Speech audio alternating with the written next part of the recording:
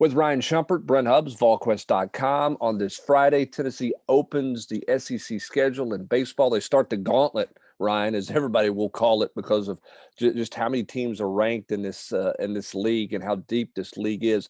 On the road at Georgia, is this Tennessee baseball team finding itself, or do they go into SEC play maybe with more questions than you thought they would have? Well, I think they're starting to find themselves out a little bit at the plate. They struggled there a little bit to start the year. And, some of it was you lose guys like Solari and Daniels. You wonder, do they have the same bodies? But they kind of started to come together and hit like they're capable of, kind of like the team they're expecting. So I think in that sense, offensively, I think they are kind of starting to hit their stride at the right time. On the mound, I think there's still question marks there. Jackson Leaf's injury looms very large, as I think Tennessee just doesn't really have a third starter right now. And they're going to go with Will Heflin this weekend. He's going to start again on Saturday. That's how Tennessee is going to go to start the SEC play. But I have my questions about his long-term ability to be a weekend starter. Heflin's interesting. He's had some moments in the preseason where he's been really good, and then he's had some moments where he just didn't last very long. On the bump, got sent to the showers early. What's the key for him to be a guy that on Saturday that they can get 4, 5, 6 innings out of and don't have to burn up their bullpen on Saturday and can leave some guys available on Sunday afternoon as well? Well, I think just the most simple part is he's a guy that's not going to overpower you with his stuff or his speed. So he's just got to hit his spots, and he's going to have to do that because to me the question mark with him, he doesn't have that overpowering stuff. He's not a big name SEC arm. So the question is going to be, can he get you multiple times through the lineup? So that's where I just think I'm not sure if he has that type of stuff, but he's just got to be hitting his spots. He's got to be throwing strikes. And he's going to get hit around some if he throws strikes, but if he's walking guys, he won't be able to make it very long at all. All right, let's talk about the rest of the starters here. That pretty established on Friday night, it feels like. Is Sunday going to be a bit of an adventure, or is Sunday unknown because we don't know what Saturday is going to become with Heflin in terms of multiple weekends in the SEC? Yeah, I think it's exactly that. And I think you feel good right now. They're pitching Blade Tidwell there. They're sticking him there. And I think that's interesting because he's, I wrote about it in 3-2-1. I think he's potentially the best pitcher on this team and certainly the most important one. So they're kind of lining him up to go on Sundays and try to go against the opponent's worst starter. And, those Sunday games are very oftentimes high scoring. So I wonder if that's a strategic thing. They think they have a better chance to steal that Sunday game with him there. But I think you got to feel pretty confident with Tidwell. He's gotten better every single week. He was a little shaky his first 2 starts, but that's his first college start and his second start. He was pitching in the rain, and I can't imagine he had the ability in high school to pitch during the conditions he did at Lindsey Nelson Stadium that day against Georgia State. So I think there has to be some confidence there with him, and I think the question mark is, does he stay out Sunday or does he move up to Friday and they try to piece it together a little bit more inning to inning on Sunday? If Heflin's not that permanent guy that can get you 6 to 7 innings every single week. You like Tidwell's stuff, right? You I think, do. I mean, he's got to dial it in a little bit, get a little more consistent. But in terms of just raw stuff, you really like his upside and seeing him, right? Yeah, I really do. I think even more than Jackson Leaf, I think he's the most talented pitcher on this team. And he's, touching 98, 99. He was sitting 96 his last start most of the time. It's really been the off-speed pitch that he hasn't just been crisp with every single time out. He's been solid, but it just hasn't been completely consistent, and he struggled at times to put batters away. But his fastball is really good, and when his off-speed's clicking, he's really, really hard to touch. All right, let's talk about tonight, the Friday night game. Obviously, in the SEC, typically the Friday night game means everybody's throwing their best guy. They're throwing their ace, and a lot of these games are 3-1, 2-1 type games. You got to really scratch out a run. Where is Tennessee on the mound on Friday night?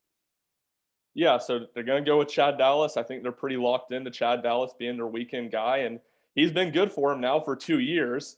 Now, the question is always, he hasn't done it in the SEC. As a JUCO guy, there's always, you're holding out a little bit until you see him do it in the SEC. You're just not 100% sure. But he's been really effective now, and I guess about 8 starts in his 2 seasons, 3.24 ERA this year. He's really probably been a little bit better than the numbers indicate. He was really good in that Georgia Southern start, and he's a guy Tony Vitello talks about. He's not always the best in scrimmages. He's not always the best in practice, but when the lights get on, he's usually someone that finds it and can get going. And the lights won't ever be bigger for him at Tennessee than they will be Friday night getting his first SEC start. Yeah, for fans who don't follow the SEC weekends closely in baseball, typically how this goes is Friday night is a by any means possible scratch out a run or two, low scoring game. Saturday's a bit of an adventure, and then Sunday is kind of empty the bucket and get home. And unless you're one of those rare teams that has three really defined, really good weekend starters, which typically nobody has. So the Friday night game oftentimes is the most tense game, right, Ryan? Because it's the first game of the series, and it's generally the two best pitchers on both teams squaring off on Friday night. Yeah, certainly, and you don't need a better example of that than to go to the Tennessee Georgia. I think it was a Thursday that year, 2019 opening series game was Emerson Hancock, who went for Georgia, I think number 8 in the draft this past year versus Garrett Stallings, and Tennessee was able to get the win on Hancock 2-1, and I'm not sure they hardly hit a ball out of the infield the whole night and had 4 or 5 hits, and they were just able to bunt guys over, and Georgia made 1 or 2 defensive mistakes, and Tennessee capitalized. So there's very little room for error. It's about just scratching it across, and Vitello talks about a lot, just not trying to do too much out there. Just do the little things to help score runs, and there's no time that comes out more than Friday nights in the SEC.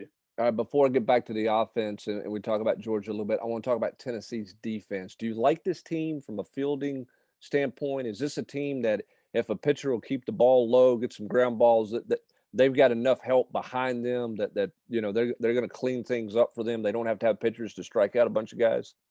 Yeah, I really do, especially in the infield. And they were a little uncharacteristically struggled the first 2 weeks. I think I wrote about that a little bit, but they've cleaned things up the past few weeks. Ferguson and really the middle infield, they're really good. Pavoloni's really good behind the plate.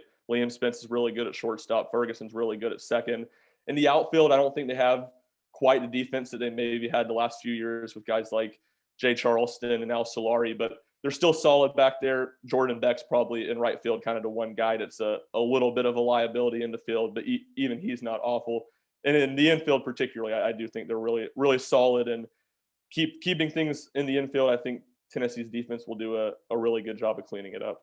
Offensively, this was in a very shortened season a year ago. They looked like they were going to be the Bash brothers times 9 or 8 or 4 or whatever you want to call it. The whole lineup, everybody seemed to be able to go yard. This team has not shown that kind of power in the preseason. What kind of offense is this? Is this an extra base hit type offense? Is this an offense that's going to really get on the bag and you're going to hit and run? You're going to run the bags and steal and kind of manufacture some runs and quote small ball? How do you envision this offense long term for this team?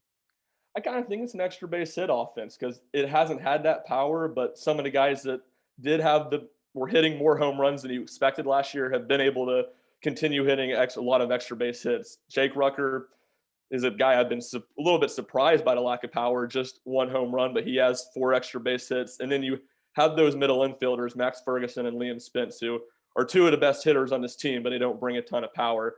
But they both aren't just singles walk guys. Looking at now, Spence has 6 extra base hits on the year. Ferguson has 6 as well. So there's, I think, first and tied for first on the team right there. So a lot of guys that can hit pretty consistently.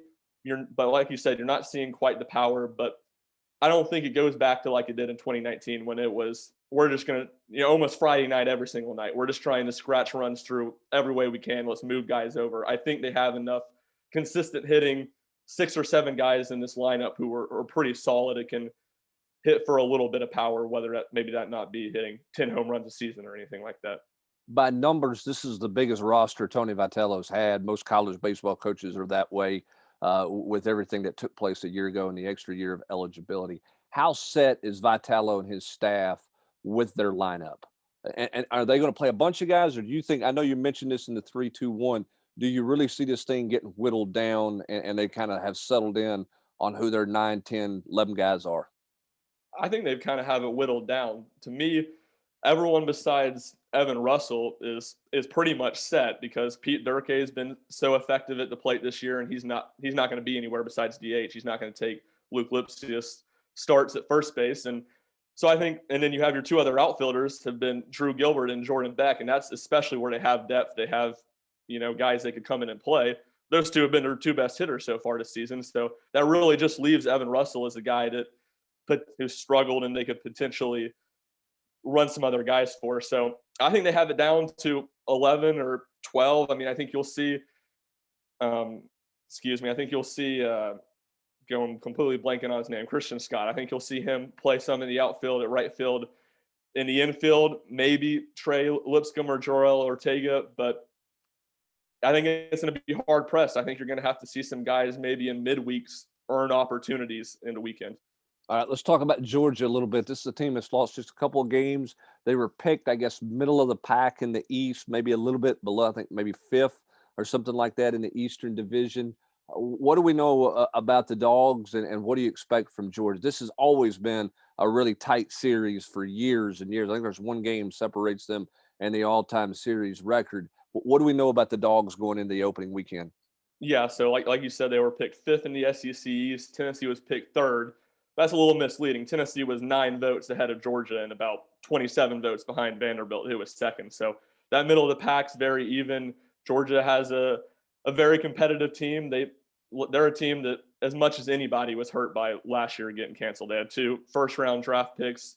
Pitchers, Emerson Hancock, that I mentioned earlier, was as good as anyone besides probably those 2 Vanderbilt guys in the SEC.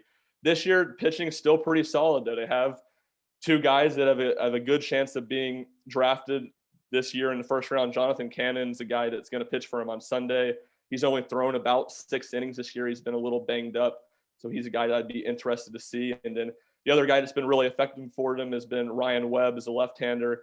Hasn't given up a run this year in over 12 innings. So the MO is kind of the same. The pitching is really good for Georgia. The starting pitching, Vitello talked about that today. We just met with him here before this, that, they had those big names and 2 years ago and they're gone. But a lot of guys that were really effective against them in the bullpen that year are now their go-to guys. And then at the plate, they've been a little bit like Tennessee. They've been a little bit quiet to start the year, but still have 4 guys hitting over 300. Like any SEC team, they have talent, but it's definitely at the mound where what their strength is. This Tennessee team's solid in the bullpen. If you can get to the bullpen, you feel like they can close out games. This team in the preseason has found ways to win games. Rallies, they've had some low-scoring affairs. They've outscored some people. They've had some walk-offs. They've kind of won in a variety of ways. As we wrap it up here, how much does that help them, and how good is this bullpen? Well, I think the bullpen is really good. As long as they keep Sean Hunley in the bullpen, and that's the thing is we talked about the starting pitching questions. I think he could fill a lot of the starting pitching questions just by becoming that Sunday guy, because he's good, he's effective, but his ability now for 4 years to be thrown into any position in any game and be effective and just get guys out has been remarkably impressive. And then when you combine that with what Redmond Walsh has been able to do, and then having multiple arms like Kirby Connell, Camden Sewell, you have a lot of really good guys there. There's a lot of depth, which we've talked about. That's everywhere. But even especially this year, Tennessee's got a lot of depth in the bullpen on top of 2 really good guys in Hunley and Walsh that are as good as anybody in the SEC, anyone in the SEC has coming out of the bullpen. On specifically to how they've played led to potential success in SEC, I think it has to have. I mean, that's always the question is how prepared can you be for the SEC in non-conference, especially when you have Tennessee's schedule this year. You didn't play in any of those big invitationals that gets you 3 or 4 really good opponents.